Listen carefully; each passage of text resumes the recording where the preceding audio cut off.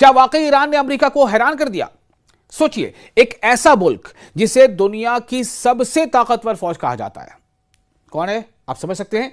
उसके जदीद तरीन अड्डे यानी मॉडर्न अड्डे, सख्त तरीन दिफाई निजाम, सबसे ज्यादा मतलब मजबूत डिफेंस सिस्टम और हर वक्त निगरानी करने वाले रडार, और फिर एक पुराना जंगी तैयारा। जी हां, एक पुराना जंगी तैयारा। जहां अभी तैयारों की कौन कौन सी किस्म आपको पता है ना, थोड़ा सा आप अगर शौक रखते होंगे तो F-15 तो छोड़िए, F-35 उसका दौर है, उससे भी जो है हायर। लेकिन एक पुराना जंगी तैयारा, कौन सा? F-5 फाइटर जेट आता है और सीधा हमला करके चला जाता है। वाह, क्या हुआ उस सुपर पावर अमेरिका के उस hi fi modern defence system का? क्यों नहीं वो F-5 को मार पाया? क्यों नहीं F-5 को गिरा पाया? पुराना जंगी तैयारा, पुराना फाइटर जेट। यही दावा एक रिपोर्ट में किया गया है। और ये फाइटर जेट कहां से आया, किसका था? बिल्कुल सही समझा आपने, ईरान का फाइटर जेट F-5, जबकि दौर चल रहा है F-35 का। कहानी कहां से शुरू हुई ये आपको बताते हैं। दरअसल 28 फरवरी को अमेरिका और इस्राएल ने ईरान पर फिजाई हमले शुरू कर दिए। फिजाई मतलब एरियल स्ट्राइक्स, हवा से हमले। उसके फाइटर जेट्स आए, बम गिरा के चले गए। इसके जवाब में ईरान ने फौरन जवाबी कार्रवाई की और मगरबी एशिया में, वेस्टर्न एशिया में 7 मुल्कों में मौजूद अमेरिकी फौजी अड्डों को निशाना बनाया। यह हमले मामूली नहीं थे, बिल्कुल मामूली नहीं थे। जैसी कि रिपोर्ट्स आ रही उसके मुताबिक निशाना बने कौन कौन? गोदाम, कमांड सेंटर, तैयारों के हैंगर्स, रनवे, जदीद रडार सिस्टम्स यानी modern radar systems, satellite communication, ये तमाम चीजें निशाना बने। और ये तमाम चीजें किसकी थी? अमेरिका की थी, सुपर पावर कहे जाने वाले देश की थी। कहां थी? मिडिल ईस्ट के अलग अलग देशों में, कहीं कुछ सऊदी अरब में, कुछ कतर में, कुछ बहरीन में, कुछ यूएई में, कुछ जॉर्डन में। तो ये सब, और यहां तक कि कई तैयारे भी तबाह कर दिए गए। किसने तबाह किए? ईरान ने किए, अगर रिपोर्ट सही है तो उसकी बात है साहब। और किस फाइटर जेट से किए? F-5 से। सबसे चौंका देने वाला लम्हा क्या है? कुवैत में वाक़ अमरीकी अड्डा यानी कैंप ब्यूहरिंग, जहां दुनिया के जदीद तरीन यानी मॉडर्न दिफाई निजाम मौजूद थे, जैसे कि पैट्रियट और मिसाइल सिस्टम, ये तमाम मौजूद थे। लेकिन एक ईरानी F-5 तैयारा, पुराना जंगी जहाज F-5, वो निचली परवाज करते हुए आया, रडार की नजर से बचता हुआ और एक सादा डम बम गिराकर वापस चला गया। ये ऐसा ही है जैसे किसी किले की तमाम दीवारें सलामत हो मगर एक छोटा सा दरवाजा खुला रह जाए। ये हालात है। और इस रिपोर्ट ने अब ये बहुत चौंका दिया है डिफेंस के माहिरीन को। निचली परवाज, लो एटीट्यूड पर रडार की हदूद महदूद हो जाती है। कमांड एंड कंट्रोल सिस्टम को रद्द अमल देने में वक्त लगता है। जंग के दौरान असल खतरे और आम फिजाई हरकत में फर्क करना मुश्किल हो जाता है। यानी टेक्नोलॉजी जितनी भी जदीद हो, मॉडर्न हो, इंसानी और सिस्टम की कमजोरियां फिर भी मौजूद रहती हैं। यह ईरान ने साबित कर दिया है और अमेरिका को उसके डिफेंस सिस्टम को उसकी औकात दिलाती है। आबनाए हुर्मुज यानी स्ट्रेट ऑफ हुर्मुज की बंदिश से, ब्लॉकेट से आलमी तिजारत पर काफी असर पड़ रहा है। अब आपको यह बता दें कि पनामा कैनाल जो है, पनामा कैनाल, वहां से गुजरने की फीस $4 बिलियन तक पहुंच गई है। आबनाए हुर्मुज पर कंट्रोल है। एक तरफ ईरान ने बंदिश लगा रखी है, दूसरी तरफ अमेरिका जो है वो ईरान के बंदरगाहों के आसपास ब्लॉकेट कर रखा है। इन सब का असर किधर पड़ रहा है? पनामा कैनाल पर। पनामा कैनाल से गुजरने की फीस $4 मिलियन तक पहुंच गई है।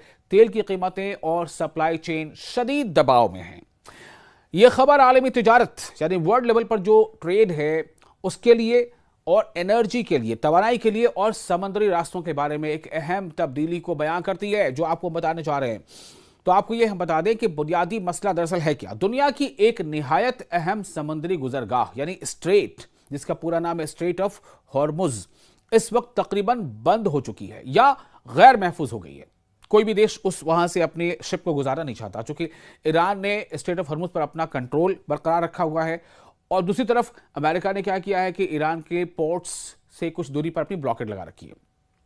तो बहरहाल ये जो स्ट्रेट ऑफ हॉर्मुज है, ये रास्ता मशरिक़ वस्ता से तेल की तरसील यानी तेल को वहां से गुजरने के लिए एक बहुत ही अहम रास्ता है। जब यहां खतरा बढ़ता है, जैसे जंग, मिसाइल हमले या कशीदगी, यानी तनाव, तो जहाज़ों के लिए गुजरना मुश्किल हो जाता है। इसका असर कहां पड़ा और कैसे पड़ता है? जब कंपनियां इस खतरनाक रास्ते से बचने लगीं, यानी कंपनियों को डर लगने लगा कि हो सकता है कि वहां पर हमले हो जाएं और उनके साथ हादसा पेश आ जाए, बड़ा नुकसान हो जाए, तो इस डर के बाद उन्होंने मुतबादिल यानी ऑल्टरनेट रास्ते अपनाए। इनमें सबसे अहम है पनामा कनाल। क्या है पनामा कनाल? यह कनाल बहरे ओकियानूस और बहरुल काहिल को मिलाती है और आम हालात में भी मसरूफ रहती है। आम दिनों में भी ये काफी मसरूफ रहती है, बिजी रहता है इसका ट्रेन। अब इसकी पनामा कनाल की जो फीस है वो काफी बढ़ गई है। आमतौर पर कनाल से गुजरने की फीस 3 से 4 लाख डॉलर, तरजीही गुजरने की इजाफी फीस तकरीबन 3 लाख डॉलर। अब आप सोचें कि आमतौर से फीस क्या है, 3 से 4 लाख डॉलर वहां से आप यानी पनामा कनाल से अपने जहाज़ों गुजारने का। लेकिन अगर आप चाहते हैं कि हमें जल्दी या हमें पहले या हमें जो एक चेन बनी हुई है या जो सीरीज़ बनी हुई है या जो कहते हैं ना कि लाइन बनी हुई है, तो लाइन में चूंकि हम काफ़ी पीछे हैं तो हम चाहते हैं कि थोड़ा हमें तरजीह मिल जाए, थोड़ा हम जल्दी गुजार लें, तो उसके लिए आपको इजाफी फ़ीस देनी पड़ रही। वो क्या है? तरजीही गुजरने की इजाफी फ़ीस है तकरीबन 3 लाख डॉलर, यानी कि लगभग दोगुनी हो गई ना। 3 से 4 लाख डॉलर तो आपको ऐसे ही चाहिए, और अगर आप चाहते हैं कि आपको थोड़ा जल्दी जो है गुजार दिया जाए उस रास्ते से, तो फिर आपको इजाफी 3 लाख डॉलर देना पड़ता है अलग से। अब सूरत हाल बदल गई है। कुछ कंपनियों ने जल्दी गुजरने के लिए 3 से 4 मिलियन डॉलर, 3 से 4 मिलियन डॉलर यानी 40 लाख डॉलर तक अदा किए। समझ आई बात? जहां 3 से 4 लाख डॉलर 3 से 4 लाख मिलियन डॉलर का खर्च होता था पनामा कनाल से अपने शिप को गुजारने में, अभी क्या हो रहा है? अगर आप बहुत जल्दबाजी में हैं, आपको बहुत अर्जेंसी है, तो आपको कुछ कंपनियों ने कितने तक अदा किए हैं? 3 से 4 मिलियन डॉलर, यानी मिलियन मतलब 10 लाख होता है, तो 3 मिलियन मतलब 30 लाख, 4 मिलियन मतलब 40 लाख, तो 40 लाख डॉलर तक अदा करना पड़ा है। क्या वजह है? ताखीर बर्दाश्त नहीं है। मान लीजिए किसी देश का जहाज या कंटेनर वहां फंसा हुआ है, अब उस देश में वहां तेल पहुंचना है, और वहां देश के अंदर हालात इतने गैर हो रहे हैं कि बस 2 दिन 4 दिन से ज्यादा या 5 से ज्यादा इंतजार नहीं हो सकता। और यहां पर अगर आप लाइन से जाएंगे तो पता चला आपके जहाज को वहां से गुजरने और फिर आपके देश तक पहुंचने में 12, 15, 20 दिन लग सकते हैं। तो आप क्या करेंगे? वहां तो उस मुल्क में हालत खराब हो चुके होंगे, अफरा तफरी का माहौल हो चुका होगा। उस सिचुएशन से बचने के लिए ज्यादा पैसे देके और जल्दी जो है पनामा कनाल से गुजरने की वजह से इतने पैसे देने पड़ रहे हैं।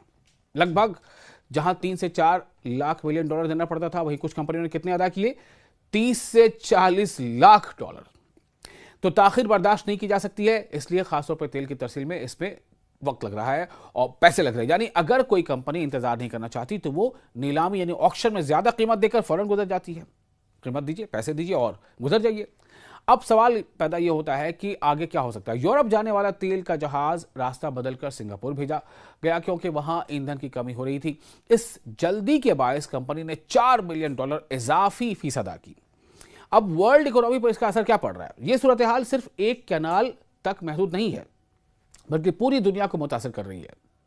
सप्लाई चेन इससे मुतासिर हो रही है। सामान का ट्रांसपोर्टेशन और उसके सस्ते महंगे होने का सब कुछ इसी पर दारोमदार है। तेल की कीमतें बढ़ गई हैं। अब जो मौजूदा रेट अभी सामने आ रही है वो क्या है? $107 फी बैरल से ऊपर, जबकि ईरान के साथ जंग शुरू होने से पहले ये 90 या उससे कम थी। सोचिए आप, 85, 87, 88, 90 से कम फी जो है डॉलर था, फी बैरल था। अभी कितना हो गया? $107 फी बैरल। तो कारोबारी लागत में काफ़ी इजाफा हुआ है, जिसके नतीजे में कई मुल्कों में महंगाई जो है वो एक बहुत बड़ी मुश्किल और बहुत बड़ा मसला बनकर सामने आ गया है। इंटरनेशनल एनर्जी एजेंसी के मुताबिक रोज़ाना तकरीबन 13 मिलियन बैरल तेल मार्केट से गायब हो गया।